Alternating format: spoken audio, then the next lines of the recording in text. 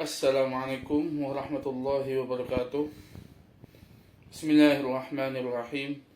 Allahumma salli wa sallim ala sayyidina Muhammad wa ala alihi wa sahbihi ajma'in. Kisah keislaman Sayyidina Wahsy bin Harb radhiyallahu anhu. Imam At-Tabrani telah meriwayatkan dari Sayyidina Ibnu Abbas radhiyallahu anhuma, beliau berkata, Rasulullah Shallallahu Alaihi Wasallam mengutus kepada Wahsy bin Harb, sang pembunuh Sayyidina Hamzah radhiyallahu anhu, untuk mengajak beliau masuk Islam. Kemudian Sayyidina Wahsy bin Harb pun mengirim pesan kepada Rasulullah yang isinya, wahai Muhammad, bagaimana kamu mengajakku untuk masuk Islam, sedangkan kamu berkata bahwasanya barang siapa yang membunuh ataupun berbuat syirik ataupun berbuat zina, maka dia akan mendapatkan siksa dan akan dilipat gandakan bagi dia azab pada hari kiamat, dan dia akan kekal di dalam neraka dalam keadaan rendah dan hina. Sedangkan aku sudah melakukan semua dosa itu. Maka apakah kamu mendapati keringanan untukku?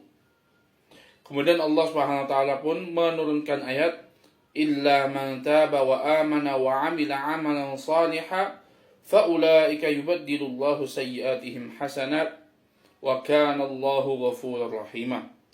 Kecuali orang yang bertaubat dan beriman dan beramal saleh, maka mereka itu adalah orang yang Allah ganti keburukan mereka dengan kebaikan. Dan Allah adalah zat yang maha pengampun lagi maha penyayang. Kemudian Wahsy pun berkata lagi, wahai Muhammad, ini nih syarat yang berat ini. Illa man taba wa amana wa amila amalan salihah. Kecuali orang yang bertaubat dan beriman dan beramal soleh. Barangkali aku nggak mampu untuk melakukan semua ini. Kemudian Allah Subhanahu wa taala pun menurunkan ayat lagi, innallaha la yaghfiru ay yushraka bihi wa yaghfiru ma duna dzalika liman yasha.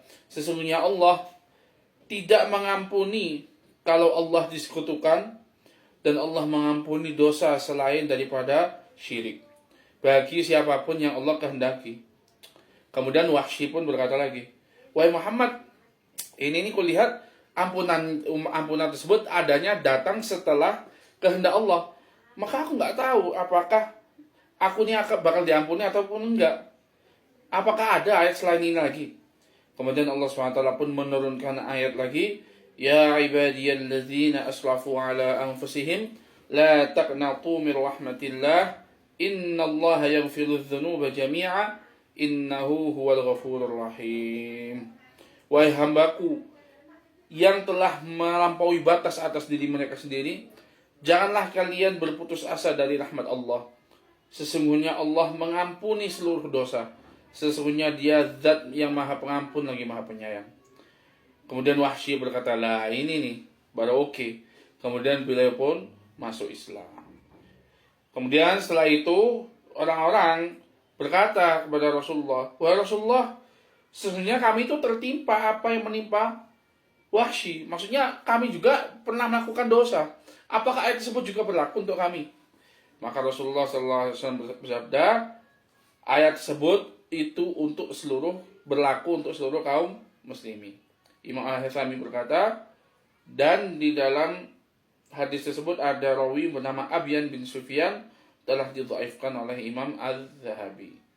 Dan menurut riwayat Imam Al-Bukhari dari Sayyidina Ibnu Abbas radhiyallahu anhu, beliau berkata, sesungguhnya kaum musyrikin, yang mana di antara mereka itu adalah ada Wahsy bin Harb, mereka telah membunuh, bahkan banyak membunuh orang. Dan mereka telah berzina, dan bahkan mereka sering berzina.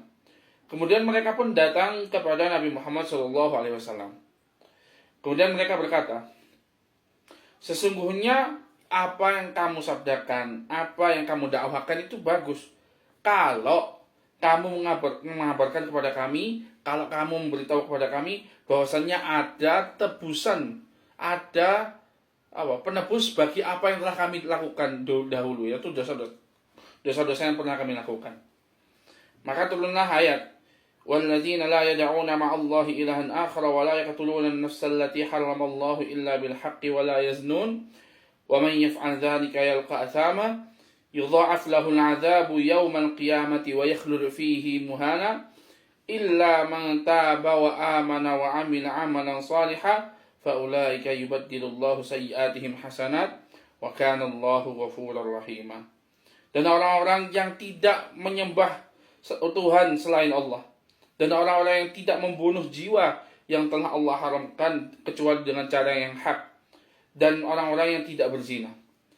Dan barang siapa yang melakukan itu, maksudnya salah satu daripada dosa itu, maka dia akan mendapatkan azab. Akan dilipat gandakan bagi dia azab pada hari kiamat, dan dia akan kekal di dalam neraka dalam keadaan hina dan rendah. Kecuali bagi orang yang bertaubat dan beriman dan beramal soleh. Maka mereka itu adalah orang-orang yang Allah ganti keburukan mereka dengan kebaikan. Dan Allah adalah zat yang maha pengampun lagi maha penyayang. Dan juga turun ayat, Qul ya ibadiyalladzina asrafu ala anfusihim la taqnatu min rahmatillah innallaha yaghfiru dzunuba jami'a innahu huwal ghafurur rahim. Katakanlah, wahai hambaku, orang-orang yang telah melampaui batas atas diri mereka sendiri, janganlah kalian berputus asa dari rahmat Allah. Sesungguhnya Allah mengampuni seluruh dosa. Sesungguhnya Dia adalah zat yang maha pengampun lagi maha penyayang. Hadis tersebut diriwayatkan oleh Imam Muslim dan Imam Abu Dawud dan Imam An-Nasai, sebagaimana dalam kitab Al-Aini, dan juga diriwayatkan oleh Imam Al-Baihaqi, sama persis dengan hadis yang telah disebutkan di atas. Masya Allah, hadirin, ini betapa luasnya rahmat Allah Subhanahu wa taala, betapa luasnya ampunan Allah Subhanahu wa taala. Maka jangan sampai rahmat Allah yang luas itu menjadi sempit hanya karena sempitnya pemikiran kita, hanya karena sempitnya pemahaman kita, sehingga kita membatasi rahmat Allah pada saudara kita, saudara muslim yang lain. Wallahu a'lam. Assalamualaikum warahmatullahi wabarakatuh.